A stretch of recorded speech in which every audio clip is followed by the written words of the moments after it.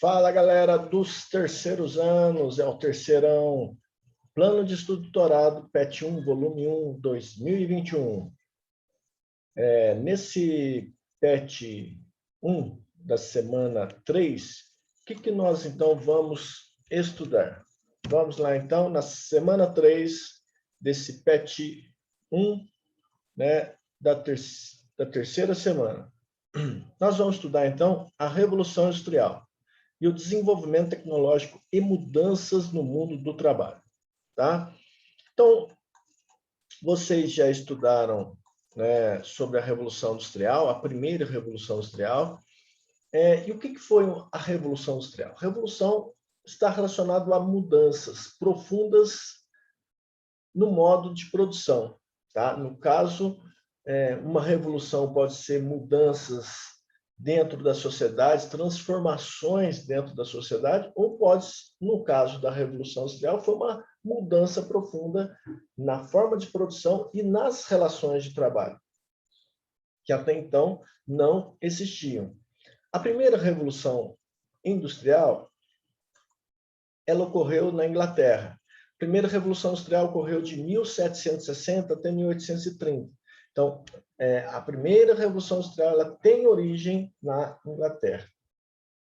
E esse período em que ocorreu a Revolução Industrial na Grã-Bretanha, nós chamamos de o sistema econômico nesse período de capitalismo industrial. Tá? Qual as características, né, marcantes aí da primeira Revolução Industrial? Né? O que nós podemos destacar, né, dentre os motivos que levaram a Grã-Bretanha ao pioneirismo na industrialização no mundo? Primeiro ponto que nós temos que destacar foi o cercamento das terras. As terras foram fechadas, criadas ovelhas nessas terras, camponeses que viviam, né, nessas terras que tiveram que abandoná-las. Houve um êxodo rural do campo para as cidades, e aí que grande parte desses camponeses passam a ser a mão de obra, né, das indústrias, desse início pujante da industrialização na Grã-Bretanha. Uma outra característica, um outro fato motivador para a Revolução Industrial na Grã-Bretanha é que a Grã-Bretanha possuía matéria-prima. Matéria-prima essencial para a industrialização foi os tecidos de algodão.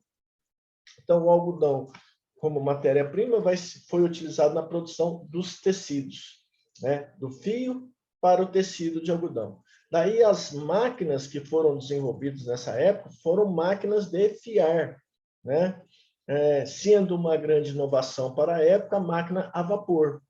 Terceira característica são os recursos naturais, carvão e ferro.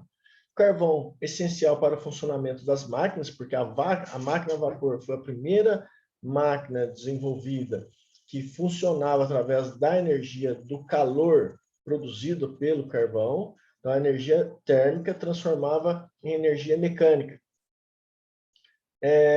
Da máquina a vapor surgiram a máquina de fiar, né, e várias outras máquinas ao longo do final do século XVIII e início do século XIX, inclusive de novos meios de transporte, que foi o navio a vapor e a locomotiva a vapor. Agora, qual é a característica do século XIX? Né? No século XIX, nós chamamos de Segunda Revolução Industrial. Então, nós estamos falando, né, de uma outra fase da industrialização.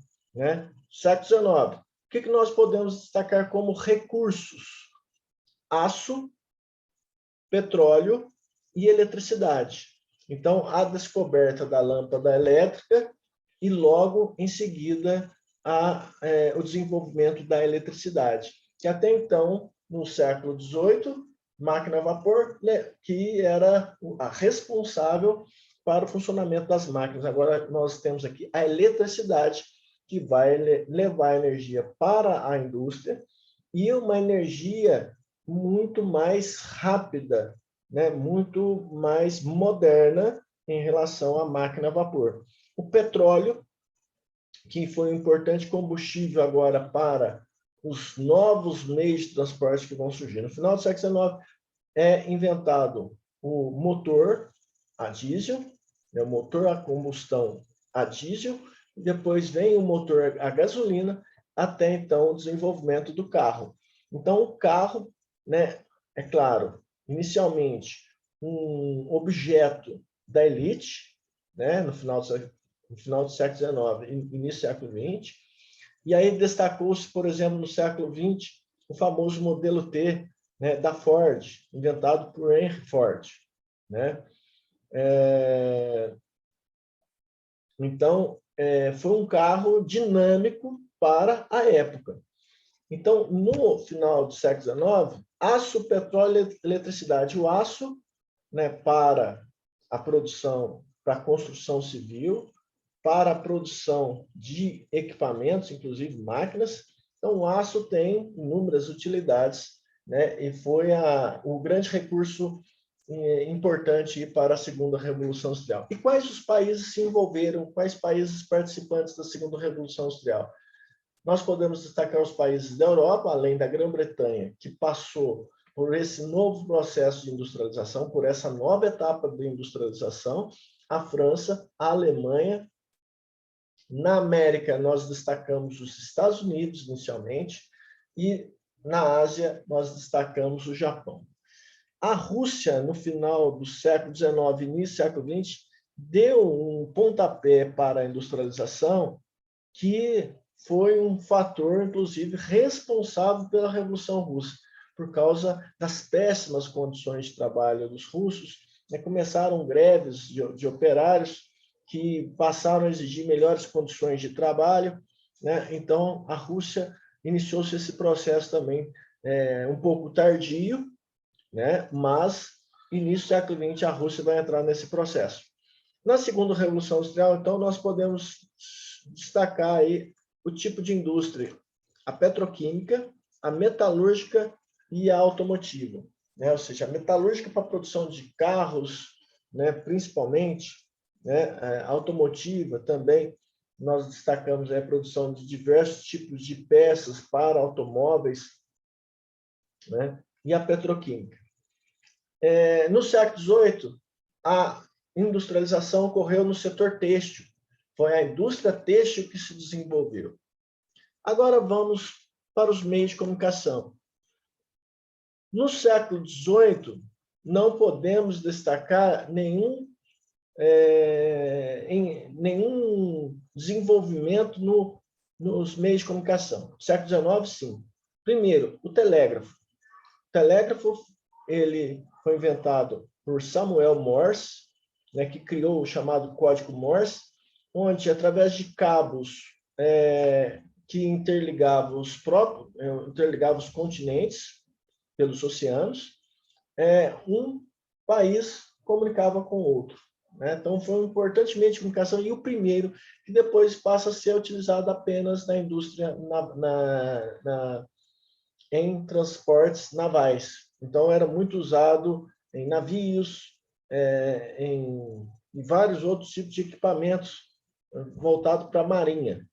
O telefone, que foi inventado em 1876 por Alexandre Graham Bell, tá? A primeira ligação telefônica foi entre o inventor Graham Bell com o Dom Pedro II, foi a primeira chamada internacional, né? E o telefone, né, vai evoluir, né? Nós começamos aí com poucos aparelhos, começou com poucos aparelhos, aparelhos ligados também por cabos, e até chegar aqui no Brasil com o processo de privatização da rede de telefonia, melhorou e avançou muito, né, a questão do acesso ao telefone. Hoje, praticamente, o telefone residencial, ele quase inexiste, é mais usado por empresas. Então, as pessoas hoje usam o quê? O telefone móvel, ou seja, o celular, é o chamado smartphone, que não tem só função de telefone, mas ele tem inúmeros aplicativos que podem ser utilizados quanto melhor for o smartphone. A televisão, né, que surgiu no início do século XX, ela se destaca nos anos 50 em diante. No Brasil, a televisão, ainda nos anos 50, ela era preto e branco, ela só vai passar a ser uma televisão vista por uma maioria a cores a partir dos anos 80. Né? Destaque na televisão aí o Assis Chateaubriand, que foi o primeiro a inventar, criar um canal de televisão no Brasil. Tá? Deixa eu diminuir aqui. Beleza. Deixa eu apagar aqui também. Aí, beleza. Então, a TV foi uma importante inovação e um grande meio de comunicação. Assim como o cinema, nos Estados Unidos se destacou muito a partir dos anos 20, e o rádio, que no Brasil também teve um enorme sucesso nos anos 40, 50 e 60. Né? Foi através do rádio que os grandes cantores e cantoras se destacaram. Além disso, podemos destacar a questão da internet hoje. Hoje, o grande meio de comunicação é a internet. Né? Você usa o Google, através do Google você tem acesso a vários aplicativos, várias informações, através do site, que é um site de busca. Você tem as salas de aula, né, que a gente está usando hoje. Nós vamos usar, a partir desse ano, a sala de aula do Google, que é o Classroom. Temos o YouTube, que faz parte do Google, né? O YouTube é do Google, né? E vários outros aplicativos que fazem parte do Google, inclusive o Google Maps, importante para você fazer uma viagem, né? E colocar a rota para onde que você quer ir. Então, o desenvolvimento industrial ele está sempre pujante, ele está sempre levando a transformações dentro da sociedade e no próprio comportamento da sociedade. Porque no próprio comportamento da sociedade, a partir do momento que surge TV, cinema, rádio, as pessoas vão enxergar e ter novos valores incorporados à sociedade. A internet faz isso com a gente muda de comportamento.